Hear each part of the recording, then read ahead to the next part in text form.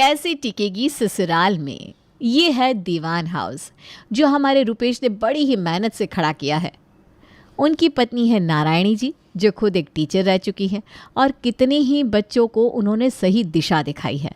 वैसे उनके खुद के भी 2 बच्चे हैं, एक बेटा और एक बेटी। वेद पढ़ाई में काफ़ी होशियार रहा है और अभी अपने पापा के बिजनेस में उनका हाथ बटाता है। और हमारी शिवानी जो इस घर की सबसे बड़ी लड़की है, उनके बारे में तब क्या ही कहे। चलिए आपको बताते नहीं दिखा ही देते हैं। अरे ये लड़की अभी तक सो रही है। अरे सो कहाँ रही हूँ? सो नहीं रही तो बिस्तर में क्या कर रही है अभी तक? अरे उठ तो मैं जल्दी ही गई थी, लेकिन ये रील देखते देखते 1 घंटा हो गया, पता ही नहीं चला। हे भगवान, शिवानी कैसी है तू? अभी तो 24 साल की हो गई है, अभी तक फ़ोन चलाना, देर तक सोना, ये सब अच्छा लगता है क्या? अरे मम्मी आप ना हर बात में मुझे सुनाती रहती हैं, कभी मेरी तारीफ़ भी कर दिया करो। मैं तो तेरी तारीफ़ ही करना चाहती हूँ, लेकिन तू उसका मौका कहाँ देती है। मैं भी चाहती हूँ कि मैं तेरी तारीफ़ करूँ, पर तू कुछ ऐसा काम भी तो कर जिससे मैं तेरी तारीफ़ कर पाऊँ। शिवानी, तुम्हारी मम्मी बिल्कुल ठीक कह रही है। अरे अरोड़ा जी की बेटी को देखो, वो भी तुम्हारी जितनी है, पूरा घर संभाल लेती है, सिलाई बुनाई कढ़ाई सब आता है उसे। अरे तो मैं भी सीख जाऊंगी ना पापा, आप क्यों चिंता करते हैं?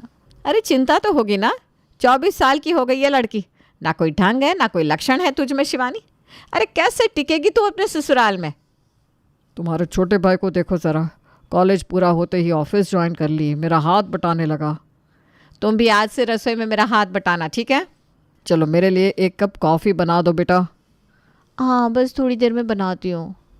देखा आपने, बस यही करती रहती है। कोई भी काम दो इसे, कहती है मैं बाद में करती हूँ, थोड़ी देर में कर लूँगी, या फिर आप कर लीजिए, ऐसा ही कहती रहती है ये।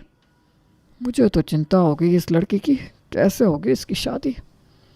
शिवानी मस्त मौला लड़की थी। घर में सोना खाना और घूमने के अलावा और किसी चीज़ में उसकी कोई दिलचस्पी नहीं थी। अलबेली बनी रहती थी, लेकिन अब उसकी तो उम्र हो चुकी थी शादी की, इसलिए उसके माता पिता को हर पल यही बात खाई जाती थी। नारायणी अपनी बहन सविता से बात कर रही है। अरे कैसे चिंता ना करूँ सविता, ये लड़की कोई काम ही नहीं करती, सारा दिन मटर गश्ती करती रहती है, यहाँ वहाँ सहेलियों के साथ घूमती रहती है। तू ही बता क्या करूँ मैं इस लड़की का। अरे दीदी आप इतनी चिंता मत कीजिए, आपका बीपी बढ़ जाएगा। शिवानी को देख कर ना वैसे ही मेरा बीपी बढ़ जाता है। ये देख अभी भी टीवी के आगे बैठी हुई है, अपनी झूठी प्लेट भी खुद नहीं उठाती। शिवानी, मासी का फ़ोन है, ले उनसे बात कर ले। अरे मम्मी आप कर लो ना, मुझे रिश्तेदारों से फ़ोन पे बात करना पसंद नहीं है। देखा कैसे जवाब देती है। किसी रिश्तेदार के ना घर चलती है ना उनसे बात करती है, ना ही उनसे मिलने जाती है। कैसे ये रिश्ते निभाएगी बता। अरे यहाँ तो मायका है, लेकिन अगर शादी के बाद ससुराल में ये जवाब दे दिया उसने तो मेरी तो नाक ही कट जाएगी ना। अरे सीख जाएगी दीदी धीरे धीरे, आप चिंता ना करो। 20 साल की थी तब मुझे भी यही लगता था सीख जाएगी, अभी छोटी है, पढ़ाई कर रही है। लेकिन अब ऐसा नहीं है, अब ये 24 की हो गई है। अभी इसकी शादी के लिए लड़का देख रहे हैं हम, लेकिन फिर भी इस लड़की में कोई जिम्मेदारी वाली बात नहीं है। कब सीखेगी ससुराल में जाने के बाद? अरे वहाँ तो 100 काम 100 जिम्मेदारियाँ उठानी पड़ती है, कैसे टिकेगी ये वहाँ। दीदी आप खामखा इतना सोच रहे हो, जब इसकी शादी पक्की हो जाएगी तो अपने आप ही ये जिम्मेदार हो जाएगी। आप तो बस इसके लिए अच्छा सा लड़का ढूंढो, ठीक है? हाँ शायद शादी पक्की हो जाने के बाद इससे थोड़ी अकल आ जाए। नारायण को दिन रात शिवानी की चिंता सताती रहती थी। अब शिवानी के माता पिता ने रिश्तेदारों में भी सबको शिवानी के लिए कोई अच्छा लड़का देखने को कह दिया था। अरे कहाँ रह गए सबके सब? आई जीजी आई, आइए आइए प्रणाम, आइए। अरे शिवानी बैठी है तो कम से कम बुआ जी को लेने तो आना चाहिए ना, कब से आवाज़ दे रही हूँ। शिवानी झली लड़की, ध्यान कहाँ रहता है तेरा? सॉरी बुआ जी, वो मेरा ध्यान ना फ़ोन में था। अरे आग लगे आजकल के फ़ोन्स को, जो बड़ों को इज्जत देना भूल जाते हैं। अरे अब आ गई जीजी, आइए आइए बैठिए। शिवानी जाओ बुआ जी के लिए चाय और नाश्ता लेकर आओ। मैं? शिवानी! हाँ मैं ही तो जाऊंगी, और कौन, अभी लेकर आती हूँ। शिवानी अपनी रसोई में आती है, लेकिन उसे पता नहीं था कि चाय कहाँ है, चीनी कहाँ है। वो तो रसोई घर से ही अपनी माँ को आवाज़ लगाती है, माँ चीनी और चाय पत्ती कहाँ पड़ी है? इसे नहीं पता चीनी और चाय पत्ती कहाँ रहती है रसोई में? वो ना मैंने जगह बदल दी है ना, शायद इसलिए पूछ रही होगी। अरे वो सामने ही ड्रॉअर के पास है बेटा, ध्यान से देख जरा। ड्रॉअर कहाँ? ये कभी रसोई घर में जाती भी है या नहीं? अरे भूल जाती है बार बार। अरे वो सामने है ना गैस के, ध्यान से देख। हाँ हाँ, मिल गया। मिल गया मिल गया। ऐसे तो होशियार है शिवानी काफ़ी। अरे माँ, चाय में दूध कितना डालना है? जी जी अभी आती हूँ मैं। कल्याण होगा इस लड़की का। नारायणी गुस्से में रसोई घर में आती है और शिवानी को डांट लगाती हुए कहती है, एक कप चाय में दूध कितना पड़ता है वो तक नहीं पता तुझे। जीजी के सामने मेरी नाक कटवा दी। कितनी बार कहा है कि मेरे साथ रसोई में रुका कर, लेकिन नहीं, हमारी महारानी जी को तो बस टाइम पास करना होता है सारा दिन। अरे अब बता भी दो ना कितना दूध पड़ता है चाय में। हे भगवान, छोड़ तू, रहने दे, मैं खुद बना लूँगी। Thank you. हे भगवान, इस लड़की में ना कोई शर्म है ना हया। शिवानी ना तो चाय बनाकर लाती है, ना ही कुछ नाश्ता लेकर आती है। नारायणी ही सब कुछ बनाकर लाती है और बुआ जी के सामने रखती है। अरे नारायणी, इसे भी कुछ सिखा, कैसे करेगी ये ससुराल में सब कुछ। हाँ हाँ जीजी, सीख जाएगी सब कुछ। जी जी आपके ध्यान में कोई अच्छा परिवार हो तो हमें ज़रूर बताइएगा। अरे रुपेश, तू शिवानी की हरकतें तो देख पहले। ना रसोई में अच्छी है, ना ही किसी और चीज़ में। कैसे कोई भला परिवार इसे अपने घर की बहू बनाएगा? हाँ जी जी मैं समझ रहा हूँ। अब आपको तो पता है लाड़ प्यार से पली है शिवानी, थोड़ी सी नादान है, सीख जाएगी अपने आप सब कुछ। हाँ तो पहले इसे सिखाओ सब कुछ, फिर मैं तुम लोगों को कोई परिवार बताती हूँ उसके लायक। जी जी जी, आप लीजिए ना, चाय नाश्ता लीजिए ना।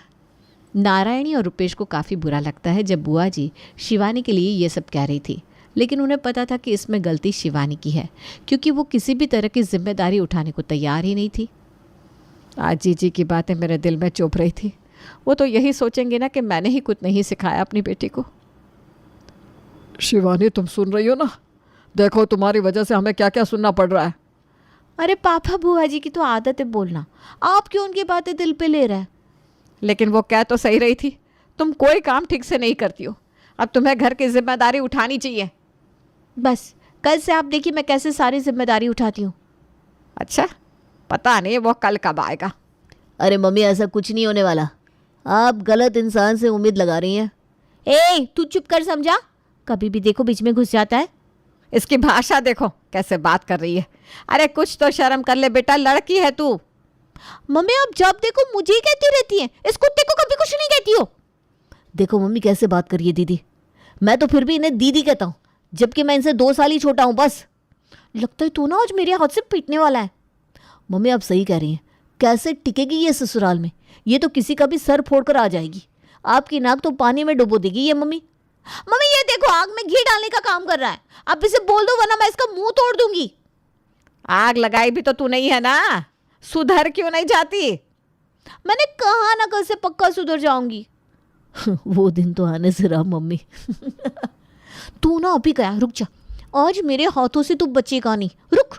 हे भगवान, इसको सद्बुद्धि दे दो बस, मैं 11 नारियल चढ़ाऊंगी। नारायणी शिवानी को लेकर काफ़ी परेशान रहती थी कि उसके लिए कोई अच्छा सा परिवार मिल जाए जहां शिवानी की शादी कर सके, लेकिन हमारी शिवानी थी कि वो तो अलमस्त ही घूमती रहती थी। अरे क्या बात है, ऐसे सर पकड़ कर क्यों बैठी हो? और क्या, शिवानी के बारे में सोच रही थी बस। मत सोचो ज़्यादा, सब कुछ अच्छा ही होगा। अरे उसके लिए एक अच्छा लड़का मिल जाए। समझो तुम्हारी भगवान ने सुन ली है। शिवानी के लिए आज ही बहुत अच्छा परिवार देख कर आया हूँ, कल वो उसे देखने आ रहा है। आप सच कह रहे हैं? गार्डन में जहाँ मैं सैर करने जाता हूँ ना, वहाँ मेरे दोस्त के दूर के रिश्तेदार हैं। वो राजकोट में उनका घर है। बस बातों बातों में शिवानी की बात निकली और उन्हें भी अपने बेटे के लिए लड़की की तलाश है, तो मैंने भी बात आगे बढ़ा दी। कल वो हमारी शिवानी को देखने आ रहे हैं। हे भगवान, लाख लाख शुक्र है तुम्हारा। उनका परिवार भी बहुत बड़ा है, दोनों भाई साथ में रहते हैं। लड़के का नाम नीरज है और ख़ुद का बिजनेस करता है। कल वो और उसकी माँ शिवानी को देखने आ रहे हैं और उन्हें शिवानी पसंद आ गई तो कल ही दोनों का रोका कर देंगे। कल तो मैं किसी भी हालत में शिवानी को कोई गलत बर्ताव करने ही नहीं दूंगी। हाँ, कल उसे सब कुछ सिखा देना, कोई भी गलती मत करने देना, नहीं नहीं, इतनी मुश्किल से इतना अच्छा परिवार मिला है, मैं किसी भी हालत में इसे हाथ से जाने नहीं दूंगी। नारायणी इस खबर से खुश भी थी और थोड़ी डरी हुई भी थी, इसलिए वो शिवानी को सुबह से ही समझाने में लगी हुई थी। अरे माँ, आप मुझे 20 बार कह चुकी है, मैंने कहा ना मैं कोई भी गलती नहीं होने दूंगी, मैं सब कुछ संभाल लूंगी। अरे आज तक तूने कोई चीज़ संभाली है क्या? अगली बार जब मेहमान आए थे घर पे तो उससे पानी की प्लेट नहीं संभाली गई थी। आप देखना, इस बार ना बहुत अच्छे से सब कुछ कर लूँगी। बस इसी बात का तो हमें डर है कि आप बहुत अच्छे से सब कुछ करने वाली है। तू चुप कर कुत्ते, समझा दो ना इसे माँ। अरे उनके सामने कहीं ये शब्द मत बोल देना। पता चला उन लोगों को आपकी हकीकत पता लग गई दीदी। तू ना वेद के बच्चे, रुक जा अभी। हे भगवान, सब कुछ आपके हाथ में है अब। नारायणी ने नीरज और उसकी माँ के लिए सारी तैयारी कर ली थी। शिवानी ने बहुत सुंदर साड़ी पहनी थी और अच्छे से तैयार हो गई थी। चलो नीचे, नीरज और उसकी माँ आ गए। हाँ हाँ, चलो चलो। अरे क्या चलो चलो, थोड़ा शर्मा के चल, नजरें झुकाकर। और ये ले चाय की प्लेट। हाँ मुझे याद है। देख शिवानी, हाँ माँ, कोई गड़बड़ नहीं करूँगी, आप चलिए ना। नारायणी को जिस बात का डर था वैसा कुछ भी नहीं हुआ। शिवानी ने हर सवाल का जवाब बड़े ही बखूबी दिया और नीरज और शिवानी का रोका भी हो गया। आज मैं बता नहीं सकता मैं कितना खुश हूँ। मैं भी, जिंदगी में पहली बार तूने सही काम किया है। अब हमारे पास ज़्यादा वक्त नहीं है शादी की तैयारी में, अगले महीने का ही तो मुहूर्त है। चलो अच्छा है, बस एक ही महीना और झेलना पड़ेगा दीदी को। ओए वेद, अब दीदी को नहीं छेड़ना, समझा? अब इसकी शादी होने वाली है। हाँ, अब तो ये जिम्मेदार हो ही जाएगी। अरे पानी पूरी वाला आया है, मैं भी आती हूँ। ये देखो जिम्मेदार लड़की। शिवानी की शादी की तैयारियां शुरू हो चुकी थी। देखते ही देखते 1 महीने बाद उसकी विदाई भी हो गई। उसकी आवाज़ के बिना पूरा घर सूना सूना सा लग रहा था। जब तक वो यहाँ थी तब तक मैं उसे चिल्लाती रहती थी। आज उसकी विदाई के बाद घर काटने को दौड़ रहा है। बेटियाँ होती ही ऐसी है, कब बड़ी हो जाती है, कब हमें छोड़कर चली जाती है, पता ही नहीं लगता। अब तो कोई मुझे कुत्ता बुलाने वाला भी नहीं है। मैं तो बस यही प्रार्थना करती हूँ कि वो अपने ससुराल में सब कुछ संभाल ले। 2 साल बाद। वेद, तू अभी तक तैयार नहीं हुआ? अरे तैयार हूँ माँ, बस जा ही रहा हूँ दीदी को लेने। सुन, ये उसके ससुराल वालों के लिए कुछ तोहफे हैं, ये भी ले जाना। ठीक है माँ। दीदी को अच्छे से ले आना, समझा? और उसे कुछ मत कहना उसके ससुराल वालों के सामने। हाँ माँ, अब मैं बड़ा हो गया हूँ, और वैसे भी अब दीदी यहाँ आती कहाँ, उनकी मुझे बहुत याद आती है। जा जा जल्दी से शिवानी को लेकर आ, और उसके सास और दामाद जी को भी लेकर आना। जी। शिवानी की शादी को 2 साल हो चुके थे और आज वेद अपनी बहन को ससुराल लेने जा रहा था। अरे आजा आजा, बैठ। अरे तू यहाँ बैठ, मैं तेरे लिए हलवा लेकर आती हूँ। अरे नहीं नहीं। अरे बैठ ना, मैंने अपने हाथों से बनाया है। शिवानी, मेरे कपड़े। अब मैंने सब कुछ तैयार करके रख दिया है पलंग पे। बहुत भूख लगी है। नाश्ता भी तैयार है, आ जाइए। अरे मेरा गर्म पानी हो गया क्या? जी माँ जी, ये रहा आपके पीने का गर्म पानी, आपकी दवाई और आपका नाश्ता। आपके लिए शुगर फ्री और सब कुछ। वेद, ये हलवा पूरी खा, ये समोसे, सब कुछ मैंने बनाया है। आपने? हाँ, खाकर बता। ये तो सच में स्वादिष्ट है। अरे हमारी शिवानी बहुत अच्छा खाना बनाती है, इसके हाथों में तो स्वयं अन्नपूर्णा का वास है। शिवानी अपनी सास और पति के साथ मायके आती है। उसके माता पिता उसे इतने दिनों बाद देखकर भावुक हो गए थे। तुझे देखकर आज आंसू ही नहीं रुक रहे हमारे। अरे मम्मी जी, कोई बात नहीं, इस बार आप शिवानी को अपने पास ज़्यादा दिनों के लिए रुकाइएगा। अरे नहीं नहीं बहन जी, हमारा घर तो शिवानी के बिना चलता ही नहीं है। उसके बिना तो मुझे खाना ही अच्छा नहीं लगता। शिवानी को मेरी दवाइयाँ, मेरे कपड़े, मेरा खाना सब कुछ पता है। सब कुछ मुझे हाथ में ला कर देती है। ये बात तो है, शिवानी 1-2 दिन भी जाती है तो हमारा घर कबाड़ खाना लगने लगता है। हम तो बहुत भाग्यशाली हैं कि हमें शिवानी जैसी बहू मिली है, जिसने हमारे घर को इतने अच्छे से संभाल लिया है।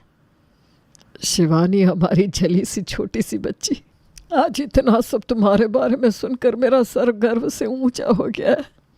हमें तो हमेशा ही डर रहता था कैसे टिकेगी ये ससुराल में, लेकिन आज पता चल ही गया कि बेटियां मायके में ही चुलबुली होती है, ससुराल में पैर रखते ही जिम्मेदार बन जाती हैं। आई मिस यू दी, आई मिस यू टू कुत्ते।